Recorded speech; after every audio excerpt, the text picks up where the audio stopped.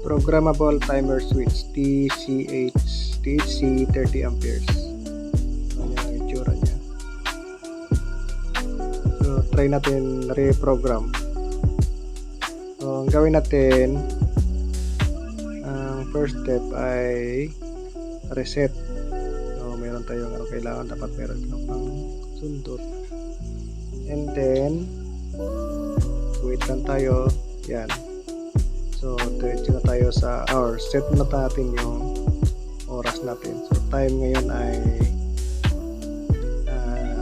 1659 hours. So 1600 is 4 o'clock in the afternoon. So yun lang po. Pwede natin sa minutes, kung medyo matagal, top hold lang siya. 1658. And then after that, so diretso tayo sa programmable time. So start natin yan, yung selection sa switch on. So pindot natin yung day. So yung day na ang date natin na sa switch on niya. So sa loob ng isang linggo, Monday to Sunday. So switch on niya ay 10 o'clock in the morning. So once na okay na, tap program again to switch off. Switch off niya ay inagay ko dito 10:35. So set natin ng 10:35. Every 10:35 buga switch off siya. Ang on niya ay 10 o'clock. Then yung off nyo ay 10:35. So every morning yan. So yung ginawa ko dito ay another program ko 12 o'clock ang another on. So pump po to siya. So sorry, nagkamali po ako dito ng dapat 12 o'clock. So kung magkamali po kayo, so top hold nyo lang hanggang umabot ulit ng 00. Ayan. Okay. Switch program again to